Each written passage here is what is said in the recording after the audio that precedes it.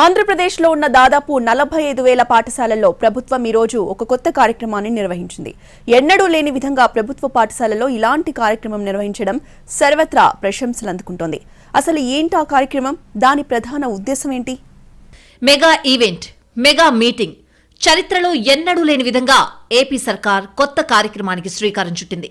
రాష్ట్ర వ్యాప్తంగా ఉన్న ప్రభుత్వ పాఠశాలలు, ఎయిడెడ్ పాఠశాలల్లో పేరెంట్స్ టీచర్స్ మీటింగ్ ఘనంగా నిర్వహించింది.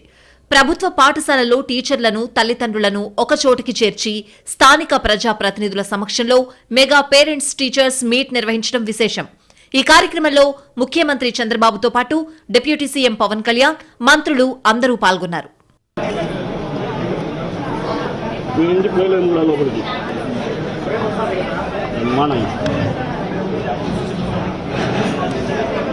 బాపట్లలో మెగా పేరెంట్ టీచర్స్ మీట్ కు ముఖ్యమంత్రి చంద్రబాబు నాయుడు హాజరయ్యారు. ఈ కార్యక్రమంలో మంత్రి నారా లోకేష్ కూడా పాల్గొన్నారు. అయితే ఈ సందర్భంగా ముఖ్యమంత్రి చంద్రబాబు నాయుడు పాఠశాల ప్రాంగణాన్ని పరిశీలించారు. తర్వాత విద్యార్థులు, వారి తల్లిదండ్రులతో ముచ్చటించారు. విద్యార్థుల పరిజ్ఞానాన్ని పరిశీలించారు.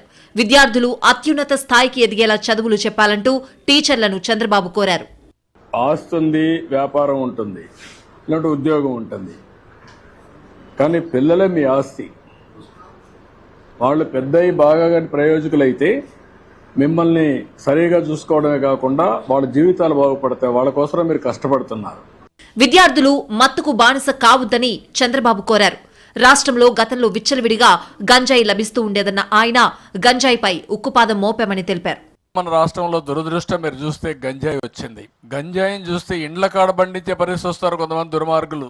అదేదో కూరగాయల పంట మారిగా, అంటే ఒళ్ళు కూడా కొవ్వెక్కిపోయి ఇష్ట ప్రకారం చేసే పరిస్థితికి వచ్చారు. అందుకనే రాష్ట్రం మొత్తం పెద్ద ఎత్తున ఈగల్ అనే పేరు పెట్టి, ఏదైతే ఈగల్ పేరుతో పర్యవేక్షణ చేస్తున్నాం, ఎక్కడికక్కడ సమర్థవంతంగా కంట్రోల్ చేస్తాం. అది కంట్రోల్ చేయకపోతే మాత్రం ఇదవుతుంది. ఇక్కడ స్కూల్స్ నుంచే ఈ ఉద్యమం ప్రారంభం కావాల్సిన అవసరం ఉంది. ఆ చైతన్యం వస్తేనే ఇది సాధ్యమవుతుంది. ఈ మెగా పీటీఎంలో నారా లోకేష్ తన తండ్రి ముఖ్యమంత్రి అయిన చంద్రబాబును ప్రశ్నించారు.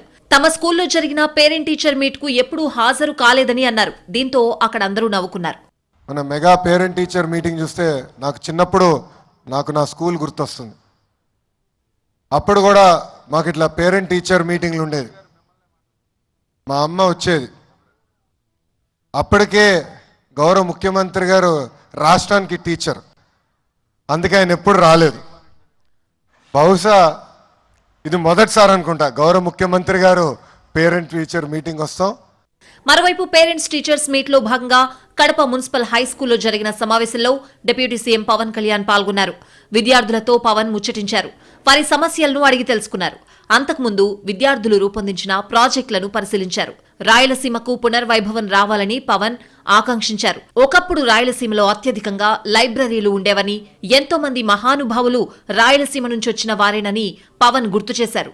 ఇక స్కూల్ బిల్డింగ్లను, ఆస్తులను చెరబట్టే వారిపై గుండా యాక్ట్ చట్టం కింద కేసులు పెడతామని డిప్యూటీ సీఎం పవన్ కళ్యాణ్ హెచ్చరించారు. వైఎస్ఆర్ కడప జిల్లాలో ఎవరైనా సరే స్కూల్స్ కాకుండా ఏదైనా సరే మిగతా వాటికి వాడుతుంటే వెంటనే వాటి మీద ఒక స్పెషల్ డ్రైవ్ చేసి, ఎందుకంటే స్కూల్స్కి బిడ్డల జోలికి వచ్చేది అది ఏదైనా సరే మీరు చాలా తీవ్రమైన చర్యలు తీసుకుంటాను. కలెక్టర్కి నేను సభాముఖంగా తెలియజేస్తాను. అలాగే జడ్పీ కూడా రేపొద్దున కలెక్టర్ సదస్సులో మాట్లాడి జడ్పీ ఆస్తులు ఏమైనా అన్యాక్రాంతానికి గురైనాయా తిరిగి ఎలా తీసుకురావాలి, అవసరమైతే గుండా యాక్ట్ కూడా పెడతాం.